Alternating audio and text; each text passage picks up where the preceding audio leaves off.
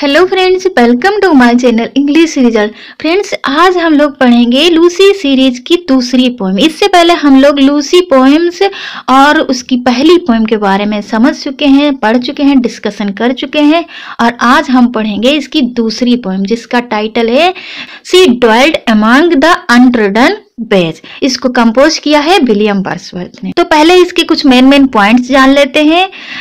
यह Lucy series की दूसरी पोएम है। यह बैलेड फॉर्म में लिखी गई है। इसमें 3 स्टेंजा है। प्रत्येक स्टेंजा 4 लाइन का है।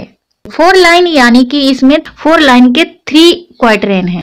इसमें पोइट ने आइम्बिक, टेट्रामीटर और ट्राईमीटर का यूज किया है और इसकी फर्स्ट और थर्ड लाइन में आइम्बिक, टेट्रामीटर और इसकी सेकेंड और फोर्थ लाइन में आइम्बिक, ट्राईमीटर का यूज किया है। ये पोएम विलियम वर्ड्सवर्थ का कलेक्शन लिरिकल बैलेड के सेकेंड एडिशन यानी कि 1800 में प्रकाशित हुई है। तो अब हम लोग इसको पोएम को लाइन बाय लाइन समझते हैं। She dwelled among the untrodden page. Untrodden वो ऐसी जगह जहां पर लोगों का आना जाना बहुत ही कम रहता है, वहां पर लोग बहुत ही कम आते जाते हैं, उसे अनट्रोडन कहते हैं। वहां लोग कम ही आते जाते हैं। डोल यानी कि रहना और डोल की यहाँ पे सेकेंड फॉर्म है। तो रहती थी, तो कौन रहती थी? Lucy. She dwelled among the untrodden page. कहाँ रहती थी? वह ऐसी जगह रहती थी जहां पर लोगों का आना जाना बहुत ही कम था, वहां पर लोग बहुत ही कम आते जाते थे।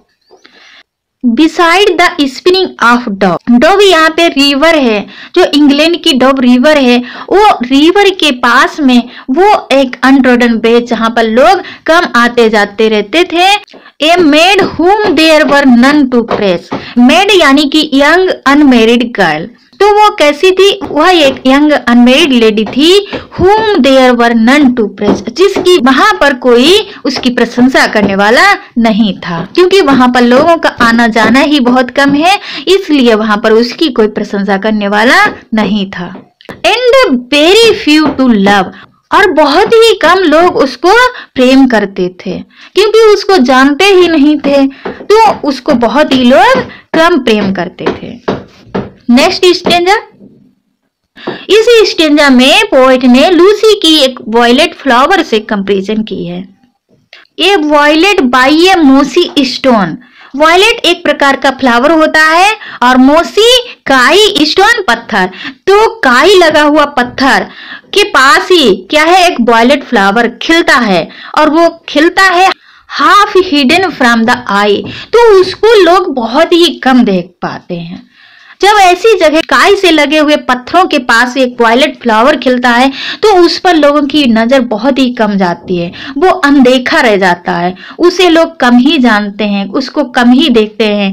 उसी तरीके से पोएट यहाँ कहना चाहता है कि जो लूसी है वो अनट्रोडन पेज में रहती है, उसे लोग नहीं जानते हैं, उसे लोग बहुत ही कम जानते हैं। वो क्या है? अनदेखी रह जाती है। वो ब्यूटीफुल लेडी लूसी है, वो अनट्रोडन पेज में रहती है और वो लोगों की नजर में हाफ हिडन रहती है, उसे लोग बहुत ही कम देखते हैं। फेयर एज ए स्टार, और वो स्टार की तरह सुंदर। एक स्टार, कौन सा स्टार? जो ध्रुव तारा। लेकिन स्काई में अनकाउंटेबल स्टार्स होते हैं, लेकिन उनको लोग कोई नहीं जानता, लेकिन वो अकेला तारा, वो ध्रुव तारा, उसको सभी लोग जानते हैं। उसी तरीके से वो लूसी है। लूसी भी एक स्टार की तरह थी, वो एक ध्रुव तारे की तरह एक सुंदर थी। When only one is shining in the sky, जो स्टार, जो ध्रुव तारा है, जो केवल अकेला शाइन करता है स्काई में, उस तारे की तरह वो क्या थी? सुंदर थी लूसी। Next stanza. इस स्टेंजा में पोएट ने ये बताया है कि अब लूसी की मृत्यु हो गई है, वो डेथ हो गई है। सिस्ट यानी कि डेथ। सी लिव्ड अननोन, वो लोगों के बीच अननोन रही है, उसे लोग नहीं जानते थे। एंड फ्यू कुड नो, बहुत ही कम लोग उसे जानते थे। When Lucy ceased to be, अब लूसी की क्या हो गई है? डेथ हो गई है।